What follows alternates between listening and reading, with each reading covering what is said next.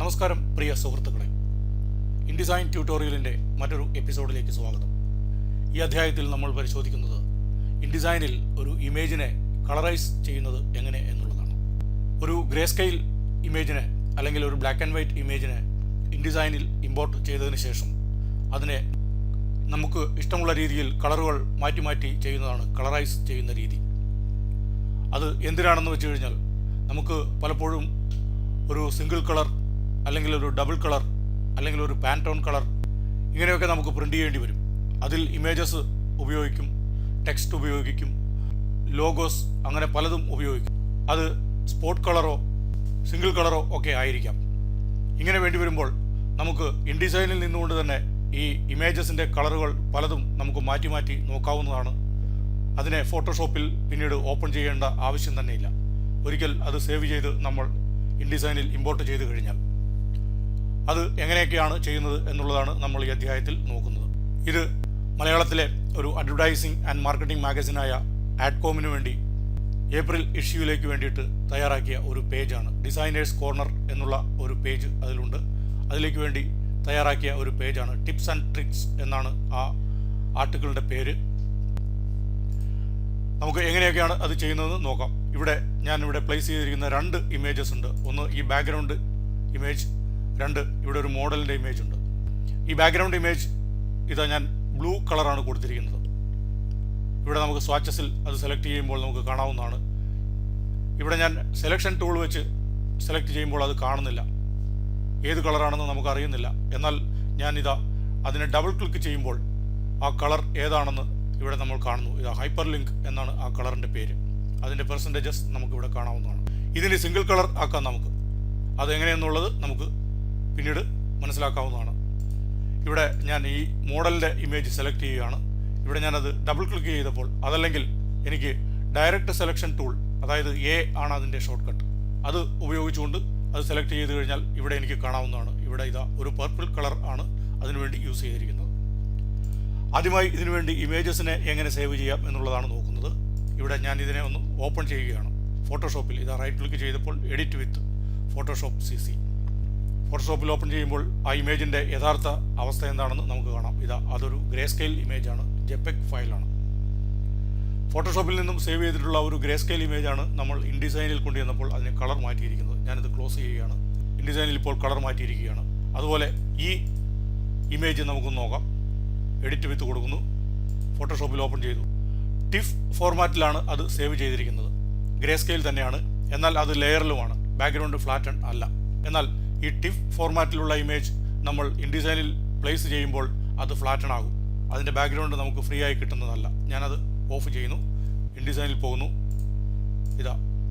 ഇത് രണ്ടും ഞാൻ ഡിലീറ്റ് ചെയ്യുകയാണ്. ഇവിടെ നിന്ന് ഇത് ഡിലീറ്റ് ചെയ്യുന്നു. ഈ ഇമേജിനെ മാത്രം ഞാൻ ഡിലീറ്റ് ചെയ്യുന്നു. ആ ബോക്സ് അങ്ങനെ തന്നെ നിൽക്കുകയാണ്. ഡബിൾ ക്ലിക്ക് ചെയ്യുമ്പോൾ നമ്മൾ ആ ഇമേജിനെ മാത്രമാണ് സെലക്ട് ചെയ്യുന്നത്, അതിനെ ഡിലീറ്റ് ചെയ്യുന്നു. ഇത് എങ്ങനെയൊക്കെയാണ് ചെയ്യുന്നത് എന്നുള്ളത് ഇവിടെ നമ്മൾ നോക്കുകയാണ്. വീണ്ടും ഞാൻ ആ ഇമേജിനെ ഇവിടെ പ്ലേസ് ചെയ്യുകയാണ്. ഞാൻ ആ ബോക്സ് സെലക്ട് ചെയ്തിരിക്കുകയാണ്. കൺട്രോൾ അല്ലെങ്കിൽ കമാൻഡ് D ആണ് ഇമേജസിനെ ഇമ്പോർട്ട് ചെയ്യുന്നതിനുള്ള ഷോർട്ട് കട്ട്. എൻ്റെ ഫയൽ ഇവിടെ കാണാം. JPEG ഫോർമാറ്റിലുള്ള ഒരു ഫയലാണ്, ഗ്രേ സ്കെയിലിൽ സേവ് ചെയ്തിരിക്കുന്ന ഒരു ഫയലാണ്. ഞാനത് ഓപ്പൺ കൊടുക്കുന്നു. ഇവിടെ ഇമ്പോർട്ട് ആയിരിക്കുകയാണ്. ഇനി ഞാൻ ഇതിനെ കളറൈസ് ചെയ്യുകയാണ്. ഇതിനെ കളറൈസ് ചെയ്യുന്നതിന് വേണ്ടി രണ്ട് രീതിയിൽ നമുക്ക് സെലക്ട് ചെയ്യാം. ഒന്ന്, ഞാൻ സെലക്ഷൻ ടൂൾ ഉപയോഗിച്ചുകൊണ്ട് ഡബിൾ ക്ലിക്ക് ചെയ്യുന്നു. അപ്പോൾ ആ ഇമേജ് ആണ് ഇവിടെ സെലക്ട് ആയിരിക്കുന്നത്. ഞാൻ ഒന്നുകൂടി അതിനെ വലുതാക്കി നോക്കുകയാണ്. ഇപ്പോൾ ആ ഇമേജിനെയാണ് ഞാൻ സെലക്ട് ചെയ്തിരിക്കുന്നത്. അതല്ലെങ്കിൽ എനിക്ക് ഇവിടെ ആദ്യം പറഞ്ഞതുപോലെ ഡയറക്റ്റ് സെലക്ഷൻ ടൂളുണ്ട്, എ ആണ് അതിൻ്റെ ഷോർട്ട് കട്ട്, അതുപയോഗിച്ച് എനിക്ക് സെലക്ട് ചെയ്യാം. ഞാനിപ്പോൾ എ അല്ലെങ്കിൽ ഡയറക്റ്റ് സെലക്ഷൻ ടൂൾ ഉപയോഗിച്ച് സെലക്ട് ചെയ്തിരിക്കുകയാണ്. എന്നിട്ട് ഞാൻ ഒരു കളർ അതിന് കൊടുക്കുകയാണ്. ഇവിടെ ഞാൻ ഈ ഹൈപ്പർ ലിങ്ക് എന്നുള്ള കളർ തന്നെ വീണ്ടും കൊടുത്തിരിക്കുകയാണ്. ഇപ്പോൾ ആ ഗ്രേ സ്കെയിൽ ഇമേജിൻ്റെ കളർ ഒരു മോണോക്രോം കളറിലേക്ക് മാറി, ഒരു ബ്ലൂ കളറിലേക്ക് മാറിയിരിക്കുകയാണ്. ഏത് കളർ വേണമെങ്കിലും നമുക്കിവിടെ പരീക്ഷിക്കാവുന്നതാണ്. ഞാനൊരു പർപ്പിൾ കളർ അല്ലെങ്കിൽ റെഡ് കളർ അല്ലെങ്കിൽ ഓറഞ്ച് കളർ, ഏത് കളർ വേണമെങ്കിലും പരീക്ഷിക്കാവുന്നതാണ് നമുക്ക്. ഇതിൻ്റെ ഒപ്പാസിറ്റി ഒക്കെ നമുക്ക് അഡ്ജസ്റ്റ് ചെയ്യാം. ഇവിടെ നമുക്ക് കൺട്രോൾ പാനലിൽ ഒപ്പാസിറ്റി ഉണ്ട്. ഇങ്ങനെ കുറയ്ക്കാം. അതിപ്പോൾ ഞാനിത് 46% ആണുള്ളത്.